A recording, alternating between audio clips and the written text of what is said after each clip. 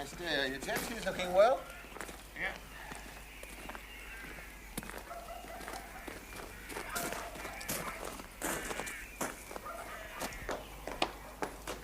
James!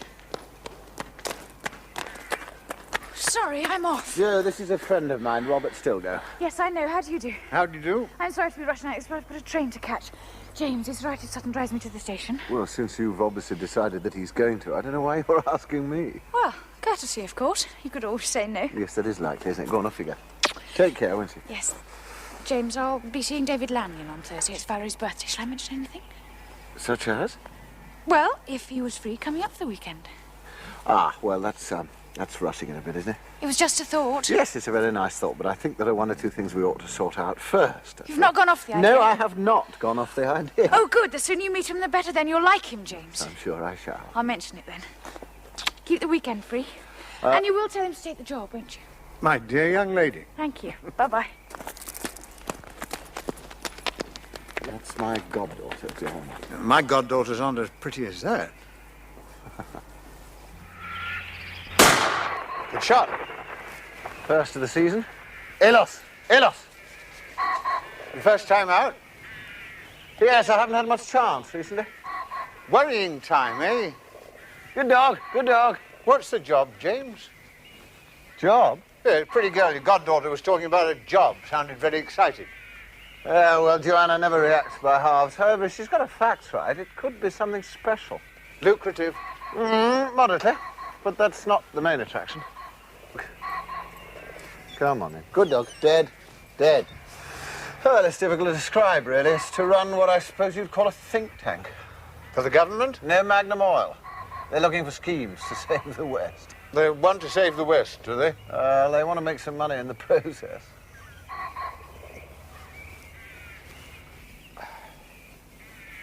Exploring new investment areas, that's what it's called. They're looking for new brainwaves and profitable ones. Do you mean inventions? No. They've got enough of those. They've got enough inventions, enough ideas. What they really want is someone to pick the winners. How did this come up? From somebody who's already doing it. A fellow called David Lanyon. He's the father of a friend of Joanna's. Valerie with the birthday? Yes, that's the one. Magnum Oil, eh? Money's still coming in, is it, for new investments? Well, for the time being, but it's dropping off a bit, which is why I suppose they want to diversify. It's not entirely philanthropic, you know, but it could be interesting. Certainly. I'd have a pretty free hand, I gather, don't you? I won't. They're not, I suppose, if the oil profits keep on falling, then I'd be sitting off cooking up a scheme somewhere, and I'd get a cable saying, budget halved, drop everything. Possibly. On the other hand, they might be seriously looking to you for salvation. The dinosaur's last hope, you mean? Yes, well, I think I could do without that. Well, I think she's still got a twitch in her tail, hasn't she? Has she? That was a good shot. First of the season.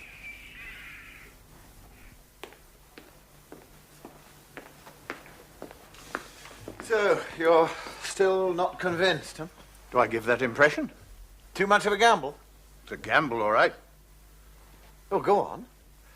There are plenty of jobs open to you, James, you know that. Good jobs. Safe jobs. Yes, well, safety for safety's sake has never appealed to me very much, I'm afraid. But safety's a thing you've always enjoyed, James. So you'd forget about the whole thing, would you? I would. But then I'm too old for crusades. Oh, come on. If I was 20 years younger, I'd have a shot at it. And by God, I'd make something of it, too. Yes, I'm sure you would. I envy you, James. It might be the last great adventure. More cake. No, thanks, I couldn't. I'll try a little more of this, then. Oh, champagne at tea time seems terribly decadent. It's the only thing that'll take away the taste of that revolting cake. Beast! How old are you, anyway? 22? You know perfectly well how old I am. There's only 4 candles on the cake. How was I to know? He does it deliberately. That's the card he got me, bought this morning. It's the only thing the village had to offer. I promised to take you out to dinner next week to make up for it, didn't I? I always remember people's birthdays. What on earth for? Don't know. Don't mean to. They stick. I bet you can't remember mine. Yes, I can. It's not far off. December. December the 10th. Ah, very impressive. I didn't need to hesitate, actually. That was only for effect. She never remembers my birthday, you know. Never. I've never forgotten it, not once. What about the last time? Well, that was different. He was being held for ransom at the time by Turkish bandits. My God. What happened? The company paid up. Sorry to spoil things, but if you want to get back to Melford tonight... Thanks. I was settling in. It's at 5:40, isn't it? Can we make it, else I'll miss my connection? Oh, don't worry, I'll drive you to the station. Oh. You sure you won't change your mind? You'd be most welcome. Well, thanks all the same, but I must be getting back. I've got things to do. Right, I'll get the car. But was he really kidnapped by Turkish bandits? Apparently. Stranger things have happened to him. Like what? Oh, you'll have to ask him. He's full of tales. Even I don't know which ones are true and which ones he dislikes the sound of. Come on.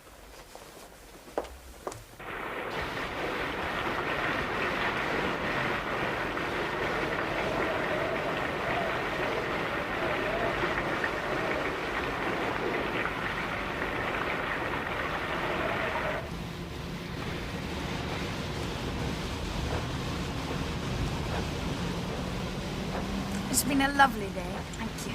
Well, it's your turn next. I'll phone Hadleigh to confirm, shall I? Yes, fine.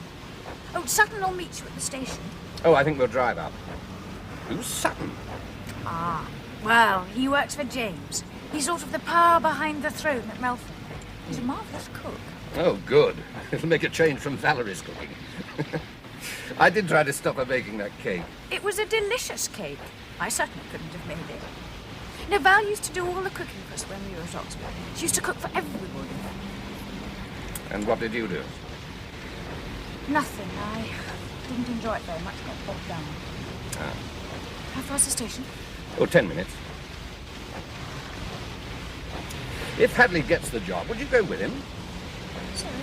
Well, you act as his secretary, don't you? It's a chance to travel, a bit of adventure. Oh, well, I don't know if he asks me. David, what do you mean, if he gets the job? Is he on trial or something? All right. If he takes the job, there's no need to be so defensive. It's got nothing to do with me. I'm just the go-between.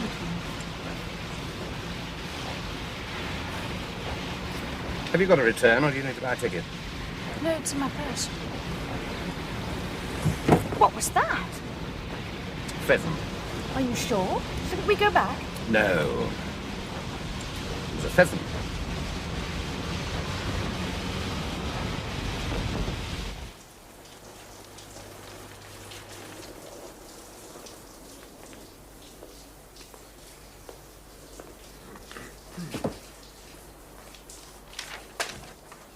Excuse me, sir. Will you be waiting up for Miss Joanna? We expecting her back tonight? Well, I understood that she hoped to catch the Leeds train at Peterborough, sir, but she should have arrived by now. Yes, well, she's probably spending the night with friends. I wouldn't wait up for her. Good night, Sutton. I'm going to bed. Good night, sir.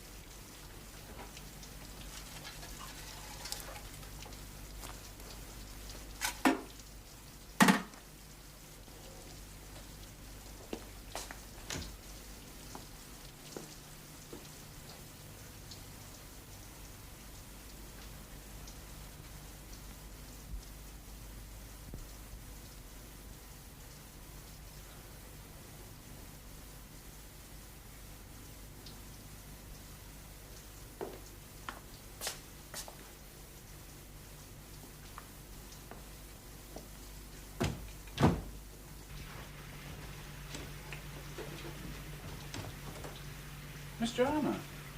Hello, Sutton. Can I get you anything? No, thank you. Oh, we were expecting a little earlier, miss. Mr. Hadleigh's only just gone up. Shall I? No, don't disturb. Sutton. Excuse me, are you all right, miss? Well, I seem to have got rather wet.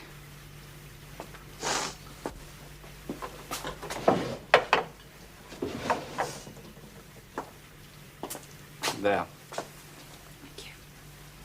You know, if you'd telephoned, I'd have collected you from the station. Doesn't matter, I walked. Would you like something to drink? Some hot milk. Oh, thank you.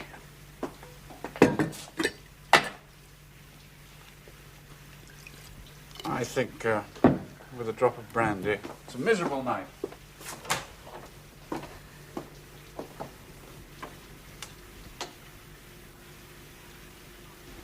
Sutton, please shut that door.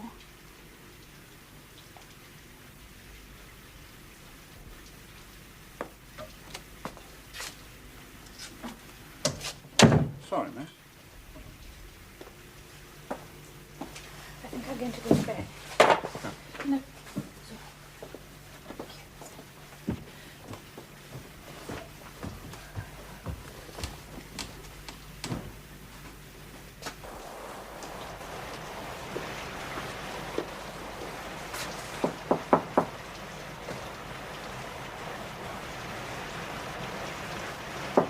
Miss Joanna!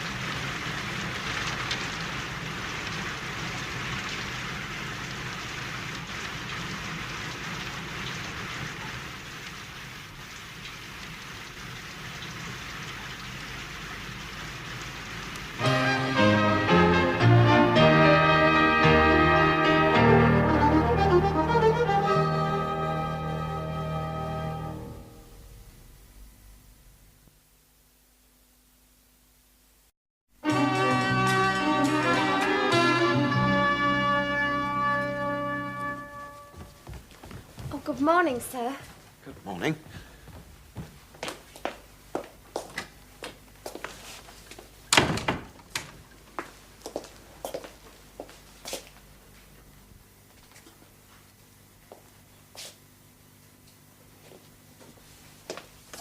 Sutton?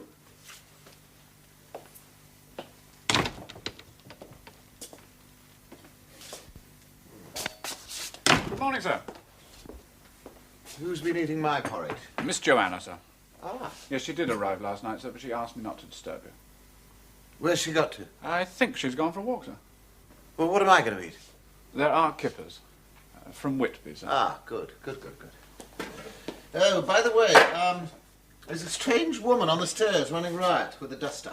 That would be Mrs. Digby, sir. She's standing in for Mrs. Brennan, while Mrs. Brennan is attending her niece's wedding in Lincoln. Yes, all right, there's no need to sound so protective. I think I was reasonably civil, Sutton. Lady Helen telephoned, sir. She's been given some quails, but as she was going away for the weekend, wondered whether we'd like them. Quails? Yes, I explained we'd already prepared the weekend's menu, sir, but she said she'd bring them round this afternoon. For dinner this evening. I see. Is it, quails for dinner this evening, or is it quails and Lady Helen? Well, Lady Helen is particularly partial to quails, sir. Yes, I thought so. All right, I'll give her a ring after breakfast. Would you get me some more toast, please, sir? Yes, of course, sir. Thank you.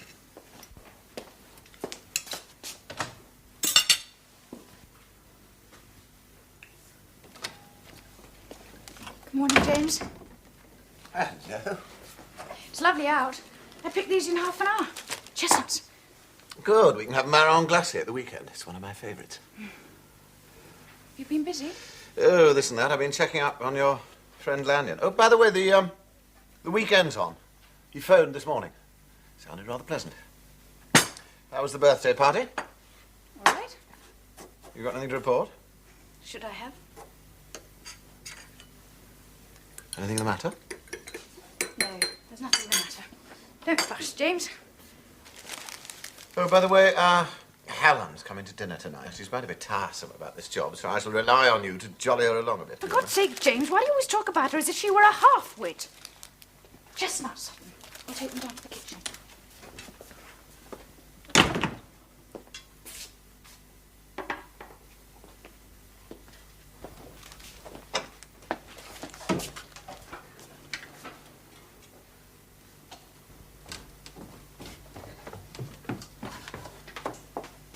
Nigel, you shouldn't be in here. Come on, out you go. I told him to play in the garden.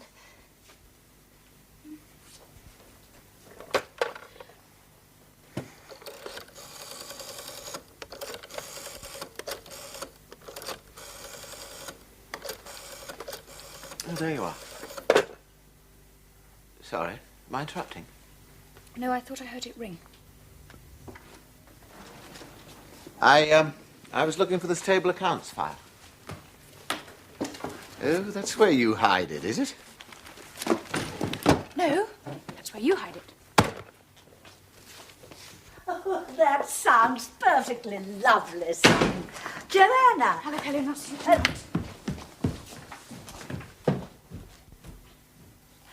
I'd better just pop in and see Mr. Hadleigh. Well, he's in the library, my lady, but I think he's doing accounts. That's all right, Sutton. I shan't disturb his concentration. Ah, James. Helen, I thought we weren't seeing you till this evening. I'm beginning to feel decidedly unwelcome. Were the quails supposed to fly in on their own? What's the matter with Joanna? Is something the matter with Joanna? Well, she's just virtually ignored me. Rushed upstairs looking... Well, it's rather difficult... I'm afraid that I'm about to ignore you too. I'm afraid I've got a great deal of work to do. I really must get through it by this evening. Oh, yes, these mysterious guests of yours. You've kept them very dark. I haven't kept them in the dark at all. I shall tell you all about them this evening. Well, I'm looking forward to it. Sutton serving poire belle Hélène for afters. Isn't that a gallant thought? Yes, that's absolutely wonderful. Now, I'll see you this evening. There's no need to push, James. I know when I'm not wanted. Sutton. Yes, sir. Just come into the library a moment, would you?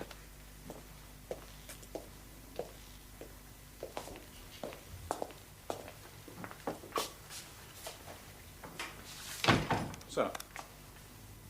What the hell's going on, Sutton? Sir? Well, something's happening, isn't it? I'm sorry, sir. I'd like you to tell me what it is. Well, I was wondering whether I should tell you, sir, but it's a little difficult. It's, Well, go on. It's Miss Joanna, sir. When she arrived last night, it wasn't by taxi. She'd walked. From the station? Yes, sir. But it was raining. Well, did she say anything? Was she upset? I don't know, sir. Well, she was rather upset by the sight of a pheasant in the larder, sir. Joanna? Well, that doesn't make sense. Well, she asked me to close the larder door, sir. Well, I don't know. Perhaps she's become a vegetarian. All right, thank you, Sutton.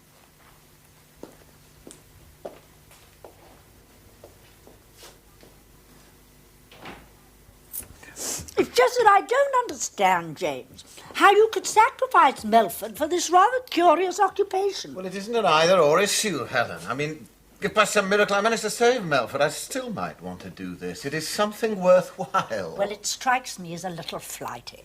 I mean, if you were a younger man, I could understand the attraction, see the world and all that sort of thing. But you've seen the world. Oh, the best part of it, anyway. Thank you, Sutton. Do you really want to spend the rest of your days with small inventors in grubby back rooms in Antwerp? The future of the world might depend on small inventors in back room. I mean, Leonardo da Vinci, all he needed was a pencil and paper and a patron with vision. Well, I just don't like it. I know why you don't like it. You don't like it because it's just possible you might be left on your own. There's no danger of that. Some of us have friends we can rely on. No, it's you I'm thinking of. You'll be living out of a suitcase. Oh, I don't know. This fellow Lanyon's got a house. It's really rather a nice house. I mean, he even spends some time in it, doesn't he, Joe? Joe? Emotionally, I mean. You'll be living out of a suitcase. Helen, I am 43. I mean, in a few weeks' time, this might all disappear. I've got 15 good working years left. I have to do something. This Mr. Lanyon. Is he a friend of yours, Joanna? His daughter is. Was this your idea or hers? I thought it would be right for James. Well, what about your own plans? Weren't you thinking of a trip to the Argentine, or has that fallen through? No. Education doesn't seem to get young girls anywhere these days. Sometimes I'm quite thankful I was spared the agony of children. Aren't you going to eat that, dear? Well, we've gathered that you're a vegetarian, but what on earth is the matter with chocolate and pears? I'm sorry, I'm not very hungry. If you'll excuse me.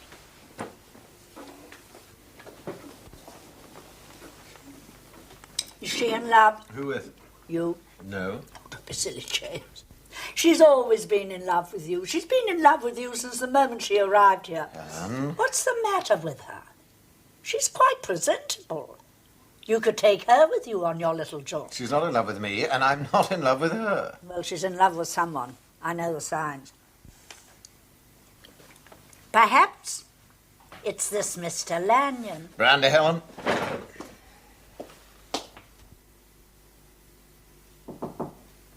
Come in. Shut the door, Sutton. Come in.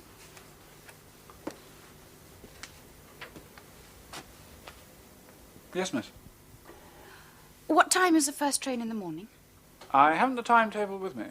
You must know the times of the trains. On a Saturday morning, miss. I could ask Mr. Hadleigh. It's all right, Sutton. I'm not going to run out on him or anything. I just wanted an excuse to talk to somebody. Yesterday I was driving in a car with a friend. It was dark and we hit something. Well, did you see what it was? We didn't stop. Well, does anyone know? Have you told Mr. Hadleigh? I can't tell anyone because I don't know what it was, not for sure. There was a bump and my friend said it was a pheasant. And it wasn't? I think it was a child.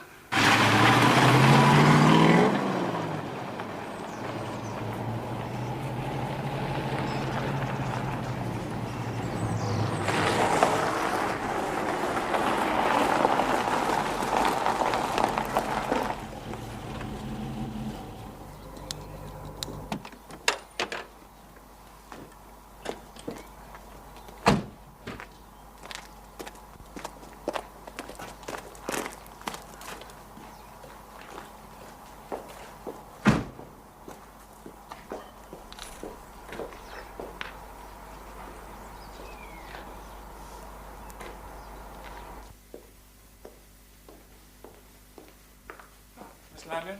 I'm sorry, I didn't hear you arrive. That's all right. My father's just getting the cases. Excuse me. Hello, you must be Valerie. We're a bit early, I'm afraid. Mr. That's all right, Hadleigh. not a bit. Sutton, I don't know where Miss Joanna is. I think you'll find her down by the stables. Very good, sir. I'll go and look for her. It's all right, really. Dad, this is Joanna's godfather, James Hadleigh. Hello. So glad you could come. Well, it's lovely to be here. It's such a beautiful house. Would you like a drink, or would you like to freshen up first? Well, I'd like a Freshen up, drink, if it... please. Come on, Val, I'll show you your room.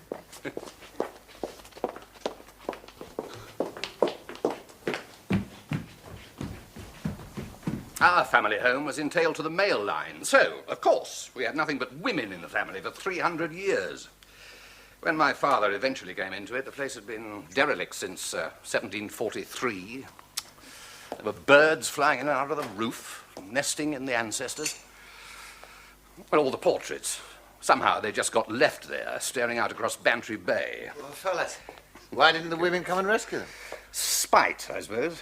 Well, the same thing happened at Maple Durham. Pope's library was discovered in 1947, still intact. There was Nella's portrait of him, covered in droppings. Really? Was it a good Nella? Not as good as yours. It is a Nella, isn't it? Yes, yes, it is indeed. I'm sorry we've been so long. I've been shown the house. Ah, Valerie, what do you have to drink? Sherry, please. Now then, what would you all like to do this afternoon? I'd love to see the estate. Oh, for God's sake, don't show me your acres. I should only be jealous. Well, thank goodness for that. I wouldn't be a very cheerful host, you know, don't you? It's all mortgaged to the bank. Yes, I had heard. Joe, any ideas? Well, you wouldn't happen to be interested in biplanes, would you? They're all up on the moor this afternoon. There's an exhibition. First World War biplanes. Not our cup of tea, but you two might enjoy it. Well, as a matter of fact, I would. I was fascinated by them as a child. I saw one in the desert on my last trip in Ethiopia. It was an old Fiat, a relic of Mussolini's little excursion. But I've never seen one on a Yorkshire moor. Of course, I don't want to inflict that on you. No, I'd like to see them too. Well, let's go into lunch, shall we, Valerie? Bring your sherry. Well, this is all very civilized. I like your godfather. I nearly phoned you. Hmm? David, what was it we hit? Hit when? The pheasant. Good Lord. Fancy you remembering that. Was it a pheasant? Yes. Well, did you look on the way back? Yes, of course I did. And did you find a pheasant? No, somebody probably picked it up, taken it home and eaten it. Look, it hasn't upset you, has it? It happens every day. Yes, I know. Come on now. They're not going to fly in this, are they? There's an awful lot of cloud coming down. I can see Dad getting in and taking off unless someone stops him. That's mine. No, it's not. You never had one. Yes, I did. You nicked it from me the first day of term. I did not. You lost it the first night of term. Did I?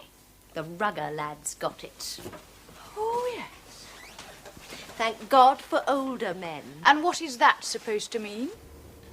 Val, what have you been up to? It's not what I've been up to, it's what I've thought about being up to.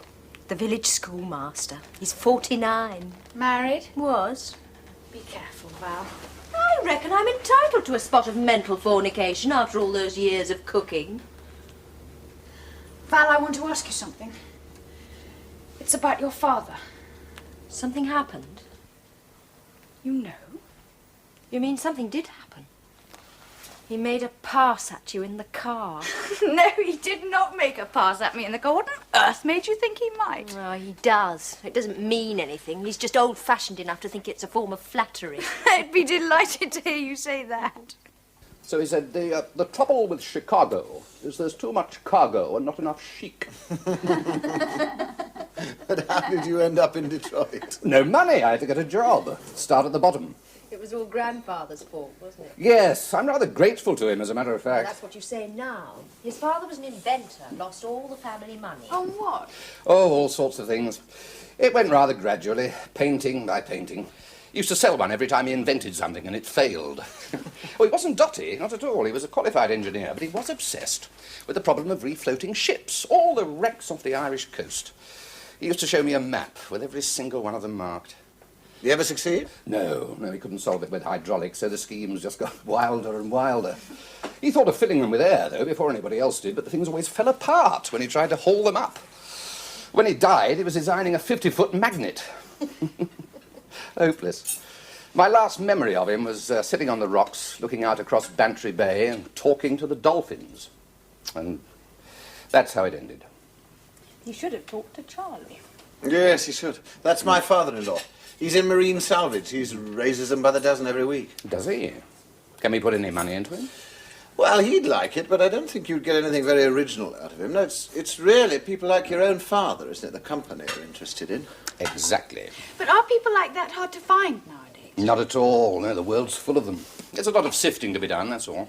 What, you mean the geniuses from the cranks? Well, it's not the people so much as the ideas. You have to have a nose for the good ones. Yes, but that's all very well. You mean the company will back you if you go along and say a 50-foot magnet is the answer? Yes. You have the money to use as you want. You have to chance your arm. Use as you want? You mean they don't interfere at all? No, they don't even ask where you are. No, I mean the money. Don't they ask what you do with it? Yes, every so often. How often? There's never been a problem. They back you. I mean, I've got a man now in Toronto developing rubber plants for air conditioning by photosynthesis. The experts believe in the theory, and I believe in the man. Yeah, but I thought you said it wasn't the people. Ah, well, yes. That's what you tell the company, you see. Of course, in the end, it's always the people. Mercifully, they never have to meet the company. No, but you do. I mean, how often you get dragged into that? Company weekends, dining with the chairman, telling the right jokes. Well, it helps to have a few stories. You can always be somewhere else, you see. Sniffing rubber plants in Toronto? Testing plankton in the Bosphorus. Oh, you've never tested plankton. You've just invented that. Not at all. I'm going there next month, as a matter of fact. Not to test the stuff, but to say yay or nay. Oh, marron glacé. Marvellous. Chestnuts by courtesy of Joanna. Yes, I picked them yesterday at the bottom of the drive. By the road. Yes. That's dangerous. There are always some lads down there, aren't there, picking conkers? Do you remember conkers? I had one once that I pickled for 2 years to beat, whatever his name was, the local champion. Did you beat him? Can't remember. No, I think his was pickled for 5 years. A car hit a child from our village 2 days ago, my birthday. Oh, dear. He was out picking conkers. Is he all right? He died in hospital. Was it the driver's fault? Well, they don't know. They haven't found the driver yet. Well, didn't anybody see it? It was just outside the village, a couple of miles. It was dark, anyway. No. David, did you know about this? Yes.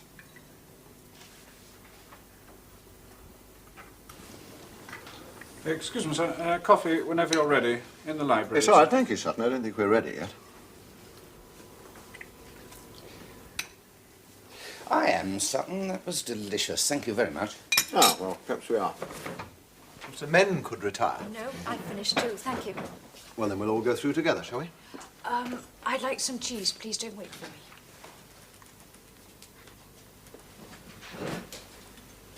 Valerie?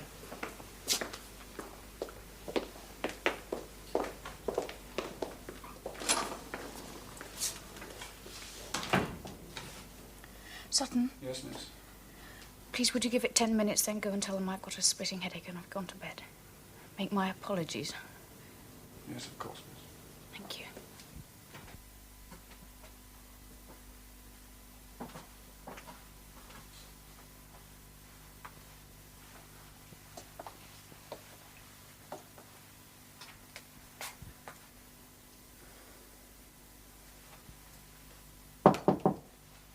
Who is it?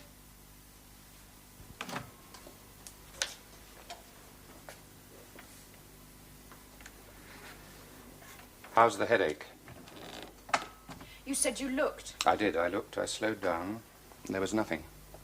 There was no mark on the car, no dent, nothing. Look, go and look for yourself. Well, there wouldn't be anything there now. If you think that, then go downstairs now, pick up the phone. Well, what do you expect me to think? That you lied to me? I did not lie to you, Joanna. This morning you said it was a pheasant. No, That's the point. I said I saw nothing. It could have been a pheasant. Don't you understand that? Then why are you talking to me like this? What are you so worried about? I'm worried about you. Did it happen on our road? Well, nobody's certain where it happened. He was found outside a farmhouse. Where? How far from our road? About half a mile. God, that makes it worse. Yes, but it doesn't make it us. Look, Joanna, look at this calmly. There's a lot of cars use that road. It's a shortcut, and there are plenty of pheasants about. People hit them all the time in the autumn. I've told you the truth. There was no mark on the car.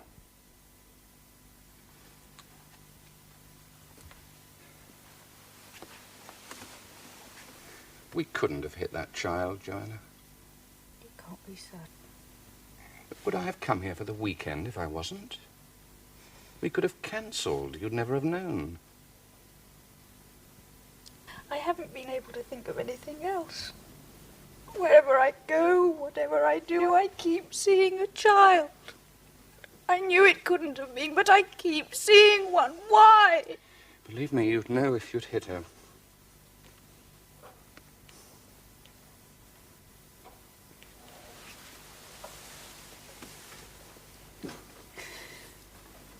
Come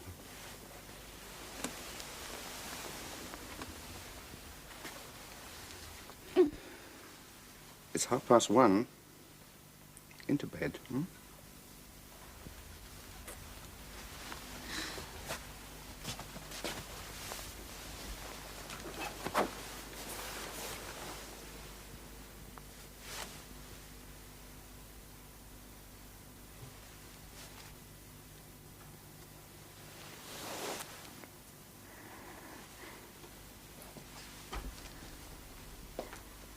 Thank you, David. Good night.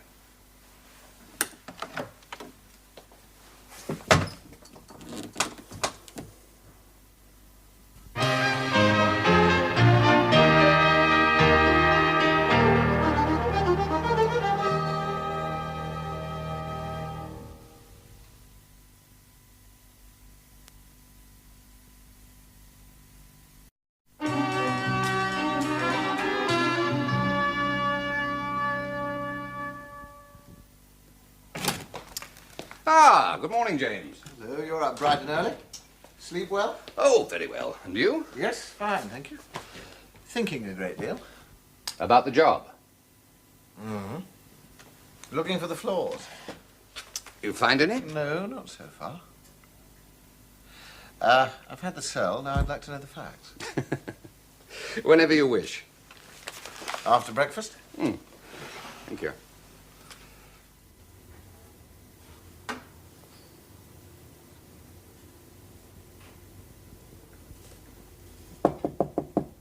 Joe, it's me.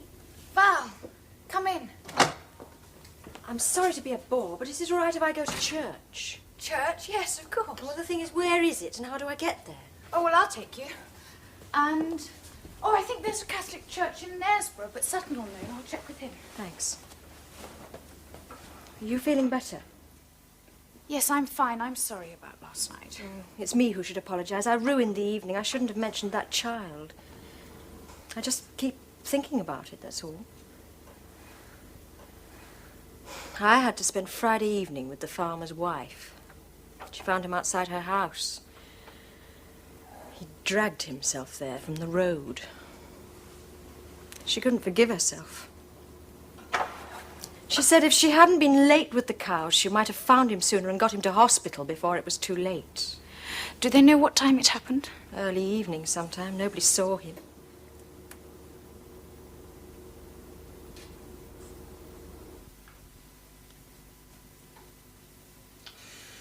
Where's Joanna this morning? Anybody seen her? She's just coming. Oh, Sutton, Yes, miss.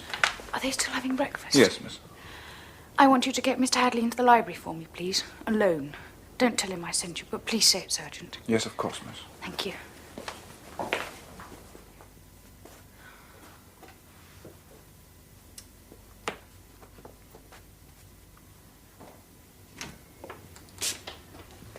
I'm sorry, that was me.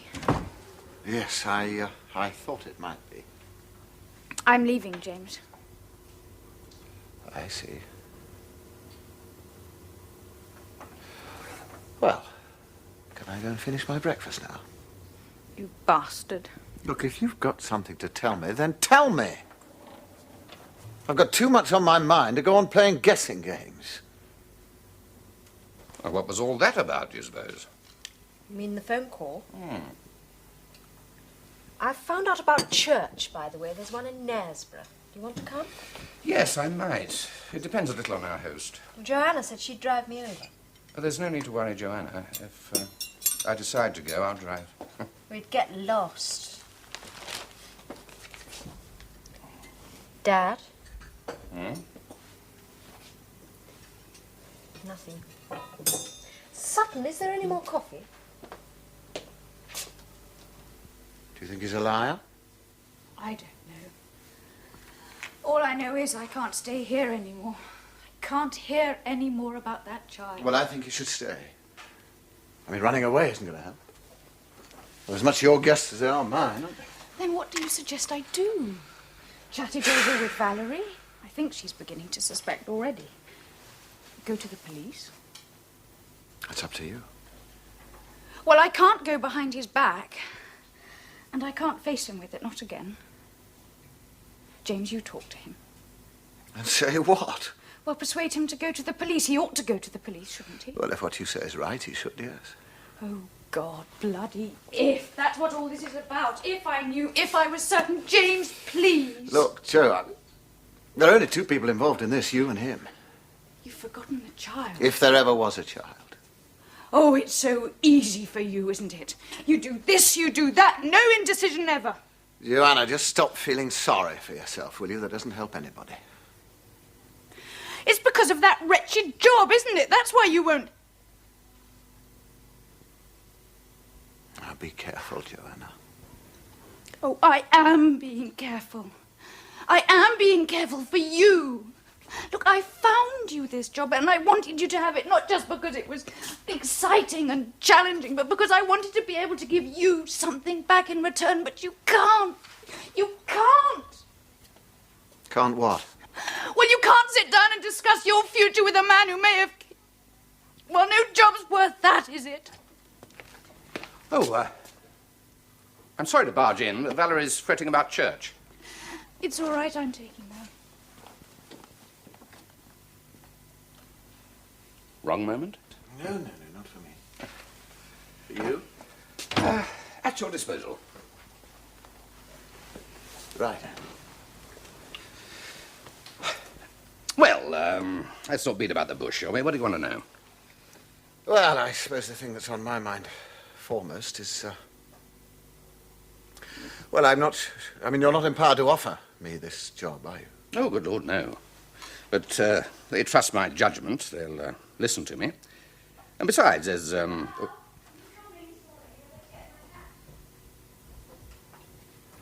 were saying? I'm sorry. I was about to say I've done my homework on you. Yes, I've done mine on you, too. So the job isn't on the line this morning. I mean, there's no need to fence over that, is there? Of course not. No, free to say whatever we like. Are you coming? I don't think so, thank you, my love. I'll leave you to intercede on my behalf. See you later, then.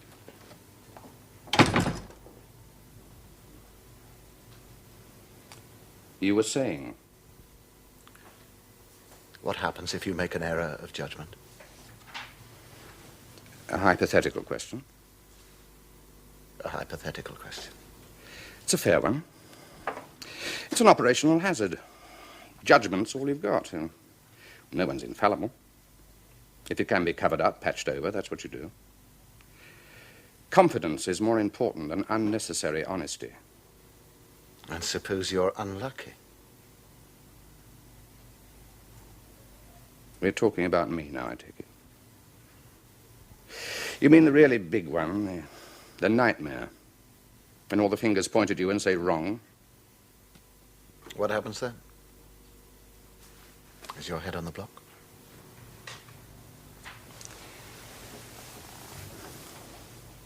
No.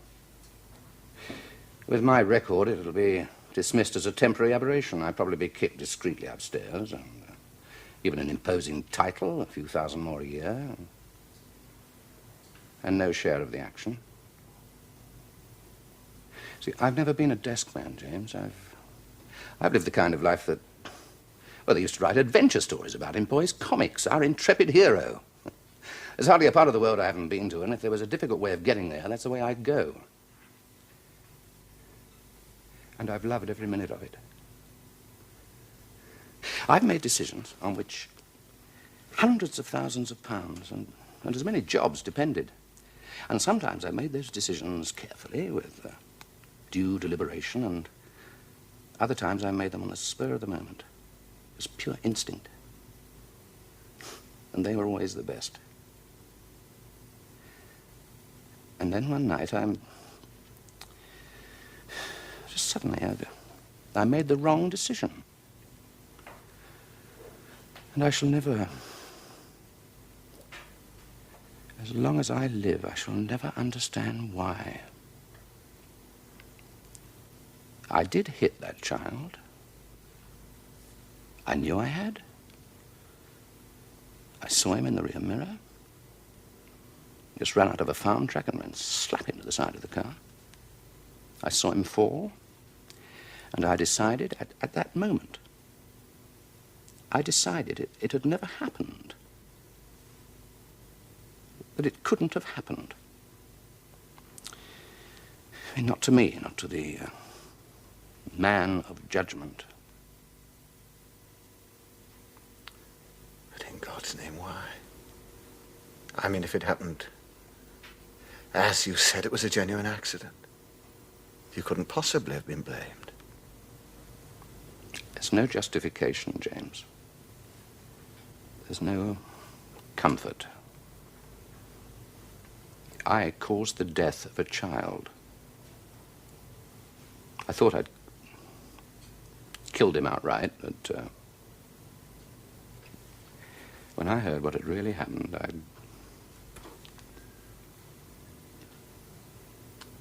Do you know the 3 conditions for forgiveness, James? Of course not. Why should you? It's basic catechism. The 3 conditions for forgiveness are contrition, confession, and satisfaction. Satisfaction? Yes, it's a curious use of the word, isn't it? It means doing the penance that will repair the wrong. Where is the penance?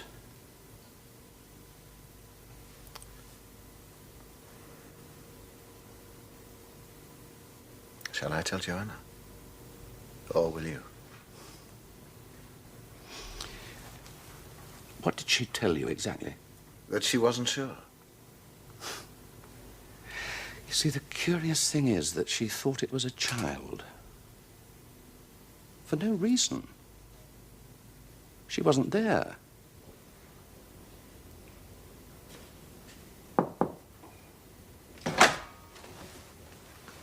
Jo, can I come in? Yes. I was thinking of going for a walk. Do you want to come with me? Must I? No. I'll go on my own. James. Did you see Lanyon before he went? Yes, he told me he's going to phone the police as soon as he gets home. I offered to go with him, but he wouldn't hear of it. He said I needn't get involved, but I am involved, aren't I? No, you're not. Well, there's no point in trying to cover it up, James. I was there. I saw it happen, so I must be with him. I'll phone him this evening and go down there. No, don't phone him. Well, I didn't want you to think I'm a complete coward. Look, he told me what happened. He told me the truth, what he's going to tell the police. He did hit the child. But on the way back. No. No, not on the way back. We were going to the station, James. I saw it. I was with him. No. Then he was lying to protect me. He wasn't lying, Jo. Then I saw it before it happened. I knew it was a child. You imagined it, that's all. Oh, I don't understand. How could I have seen something before it happened? Did I have a premonition, James? Is it possible? I don't know. What'll happen to him now? Oh, probably not all that much. Failing to report an accident. After all, it wasn't really his fault. His lawyer put it down to shock. But he killed a child. And he'll have that thought with him for the rest of his life. I think I'd rather go to jail.